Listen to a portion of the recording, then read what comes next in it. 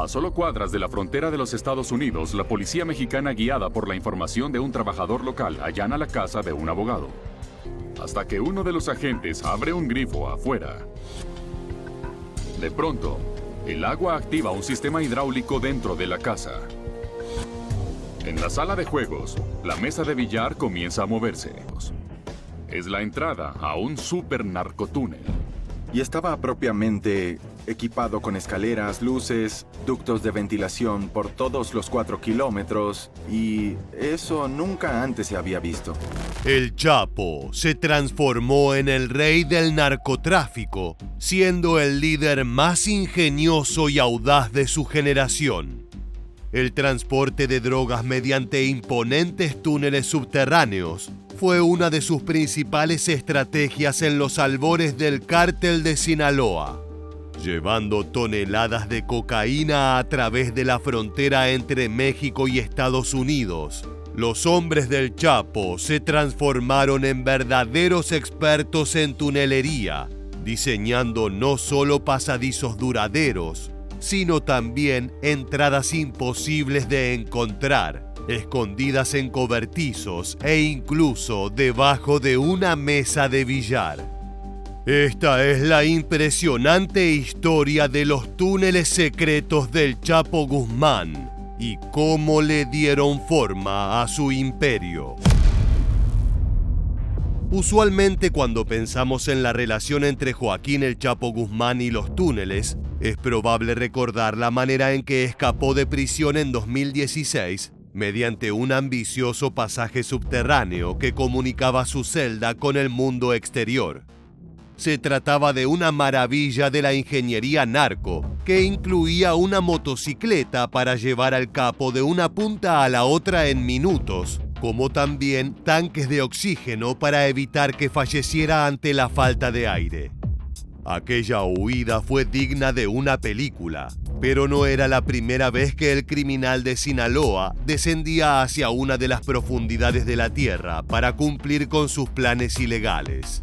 El conocimiento y las capacidades de sus empleados eran producto de años de trabajo similares, con el fin de trasladar cocaína de México a los Estados Unidos. Situémonos en tiempo y espacio. Para finales de los años 80, el Chapo era una figura emergente, pero ya fundamental para el narcotráfico mexicano. Iniciado como pistolero, luego como escolta y finalmente al frente de su propia organización, el delincuente se forjó una reputación en base a su astucia para llevar el producto desde su estado natal hasta las narices de los consumidores en Estados Unidos. El Chapo Guzmán es conocido como el traficante de drogas más buscado de México y posiblemente el más poderoso del mundo. Joaquín Guzmán lo era. Creció en México en los años 60 y llegó a ser conocido como El Chapo por su estatura. Para cuando tenía 15 años, operaba sus propios campos de marihuana en Sinaloa. Pero el ascenso del Chapo fue posible gracias a una serie de cambios brutales dentro del ecosistema narco.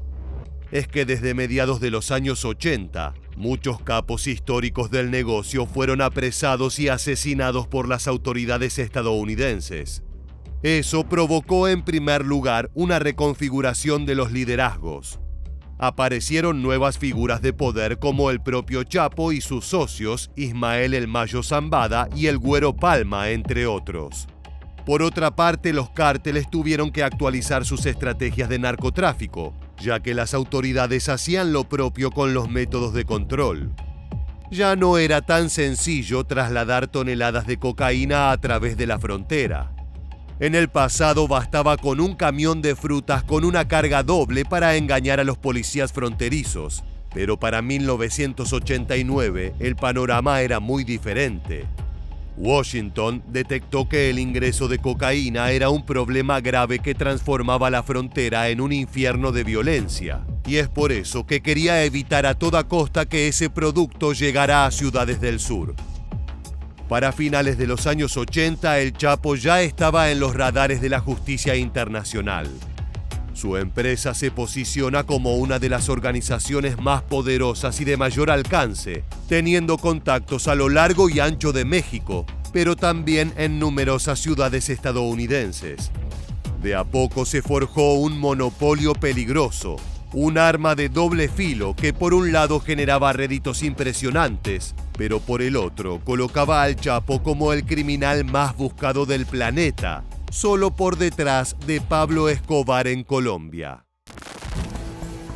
El cártel de Sinaloa era responsable de entre 75 y el 80% de todos los narcóticos que se traficaban en Estados Unidos. Todo este éxito pone una diana en la espalda del cártel de Sinaloa.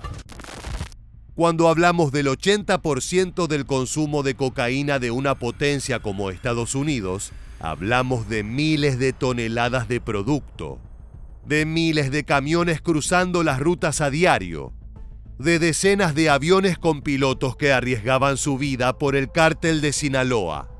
Era una empresa monumental, pero era momento de innovar. Inicialmente el Chapo imitó las estrategias de sus pares. Adquirió numerosas avionetas y otras naves para surcar los cielos.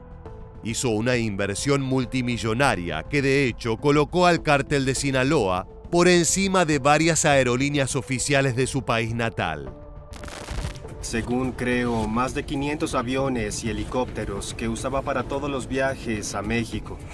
Creo que la aerolínea Volaris en México tenía solo unos 100 aviones, así que solo en términos numéricos dominaba los cielos.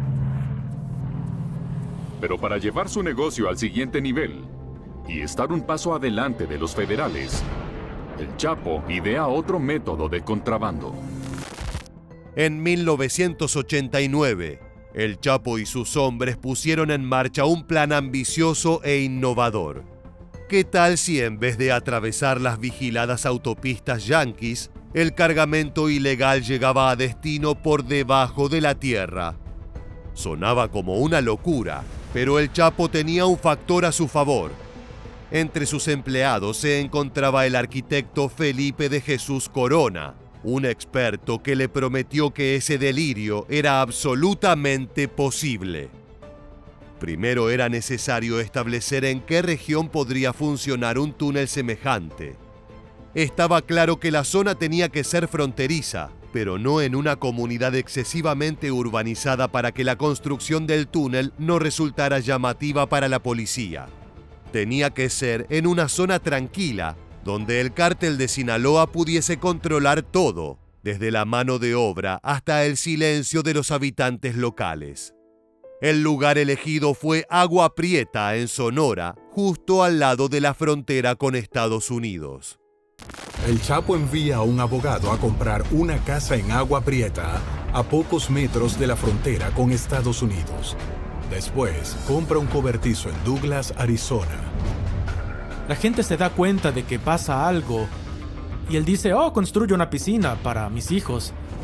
Pero en lugar de hacer eso, los obreros estaban cavando un túnel. Al igual que con la adquisición de las aeronaves, la construcción del túnel implicaba un gasto multimillonario y la adquisición de conocimientos que no todos los cárteles poseen.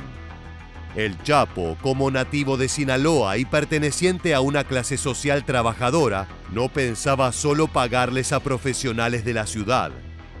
Además de universitarios corruptos, recurrió a la experiencia de hombres que pasaron largas horas de su vida explorando las entrañas de la tierra.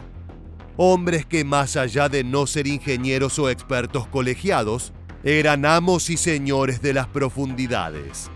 Chapo descubrió que podía usar los métodos de los viejos mineros y traficar drogas bajo la frontera. Para crear el túnel de drogas más avanzado del mundo, el Chapo contrata un equipo de ingenieros expertos. El pasaje de 1,5 metros de altura a 10 metros bajo tierra comenzaría al sur de la frontera entre México y los Estados Unidos, en el pueblo de Agua Prieta, y se extendería por más de 60 metros hasta Arizona. Los trabajadores del Chapo no eran improvisados, eran auténticos profesionales que tomaron todos los recaudos posibles para transformar ese sueño febril que de a poco tomó la forma de una ruta subterránea. El láser rebota y les dice si excavan en línea recta o no. Lo tienen que hacer porque el GPS no funciona bajo tierra. Una vez que estás a 30 metros, en cualquier mina, túnel o foso, el aire es muy pesado, es húmedo. Pronto llenarás el lugar con dióxido de carbono de tu propia respiración. Tienes que bombear aire fresco, así que debieron tener un sistema para proveer aire allí. La construcción del túnel que unía Agua Prieta con Phoenix fue lenta pero constante, bajo el máximo secreto que solo puede proporcionar el dinero del narcotráfico. Curiosamente, lo más complejo de toda la operación era transportar la madera, la tierra y los recursos materiales para darle forma a esa ruta subterránea. Así que tienes ese apoyo para deshacerte de la tierra, traer la madera, el equipo y la fuerza laboral que hacen falta para llegar hasta allí. No hablamos de un puñado de personas, hablamos de cientos de personas.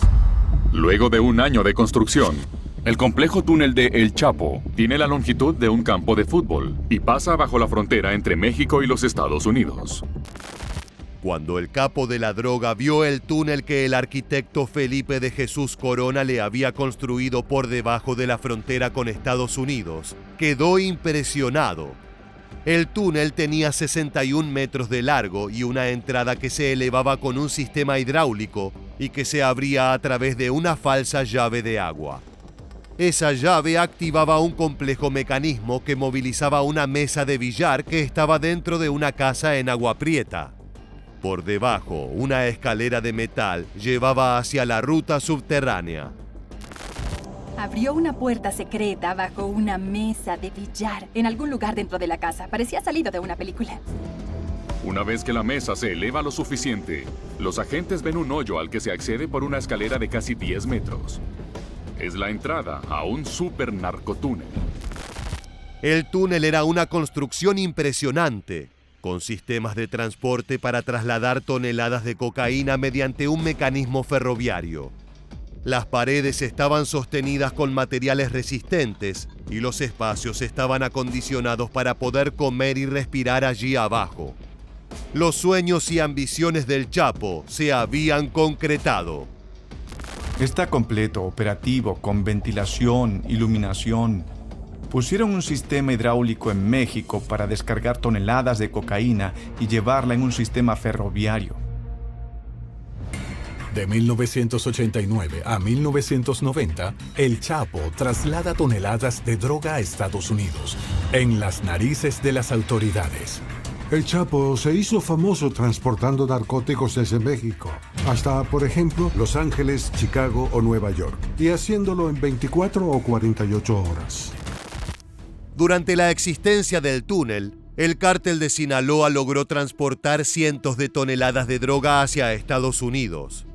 En pocas semanas, la inversión multimillonaria rindió frutos y la ruta subterránea empezó a producir billetes a borbotones. Sin embargo, este tipo de construcciones megalomaníacas no están pensadas para durar eternamente. El Chapo consiguió transportar una cantidad absurda de droga por debajo de la frontera sin ser detectado. Pero esta época dorada de los túneles solo duró alrededor de un año. En mayo, las autoridades estadounidenses reciben un aviso sobre un cobertizo sospechoso ubicado en Douglas, Arizona.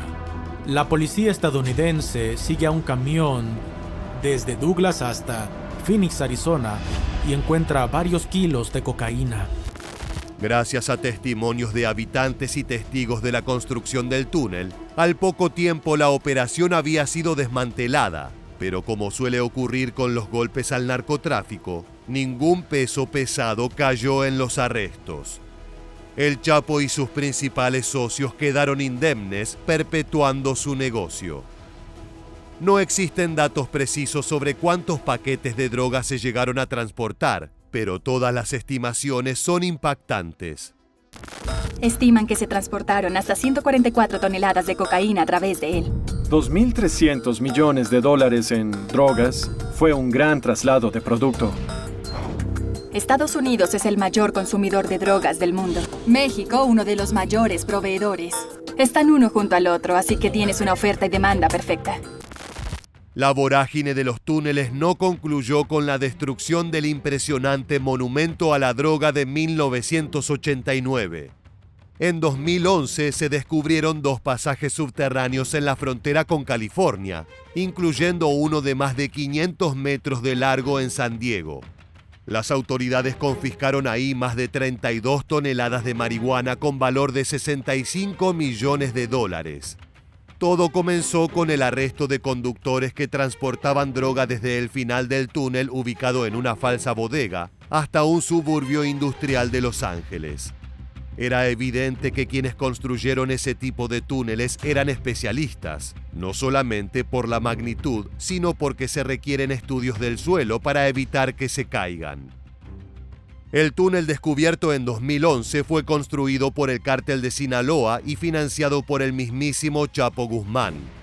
La estructura contaba con una puerta de acero con control hidráulico, elevador y vías de ferrocarril eléctricas, todos diseños herederos de aquel primer túnel de 1989.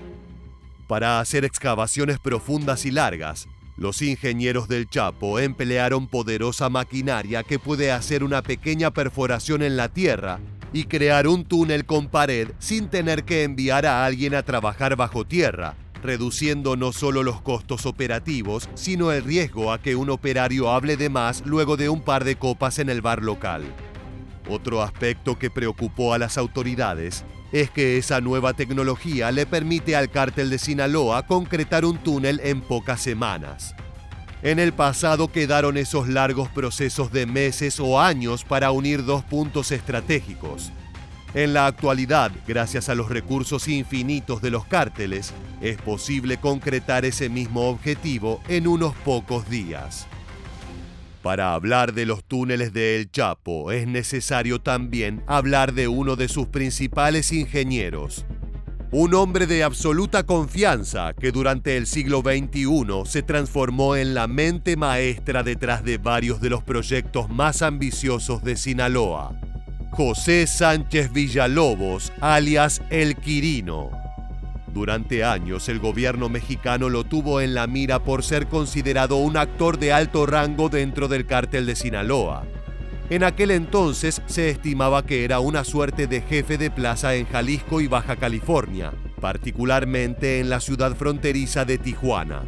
Pero si bien era uno de los principales operadores del Chapo, su rol no era el de simple pistolero o traficante, era el de orquestador de túneles. La policía requisó varios de ellos y el material registrado al ingresar es realmente impactante. En este punto se ubica una alcantarilla que da acceso, ¿sí?, al drenaje profundo conocido como embovedado y por el cual fluyen aguas residuales así como aguas pluviales. ¿Ya checaron lo que es oxígeno y todo? ¿Y humedad? Estamos entrando al drenaje de la ciudad de Nogales, en Sonora. En los años 2019 y 2020, personal de la Guardia Nacional ha localizado 9 túneles que presuntamente han sido empleados para actividades ilícitas. Quirino era el encargado de construir varios narcotúneles que llegaban hasta San Diego, supervisar el transporte de marihuana desde el sur de México y hasta la frontera, almacenar los cargamentos y coordinar el trasiego de la hierba por esos pasajes subterráneos. Según las acusaciones formales de la justicia mexicana, Quirino era quien decidía quiénes usaban los túneles, qué cantidad de droga movían por estos y les cobraba tarifas a los traficantes que lo utilizaban. Les rendía cuentas a los jefes del cártel, pero a nadie más entre ellos. En muchos sentidos, Quirino era los ojos y el cerebro del Chapo en este tipo de empresas subterráneas. Por eso lo catalogaron como el miembro de más alto nivel que era responsable de dicho método de tráfico de droga. Tras su arresto en México en 2012, la Fiscalía Federal en San Diego develó una acusación contra Sánchez Villalobos por 13 cargos criminales, incluyendo distribución de marihuana con la intención de importarla hacia Estados Unidos. un oficial de libertad condicional federal que preparó un informe previo a su sentencia, señaló que no lo habían vinculado con drogas más dañinas como cocaína, heroína y metanfetamina. La caída de Quirino dañó significativamente la capacidad tunelera del cártel de Sinaloa, dejando al Chapo sin su principal ingeniero.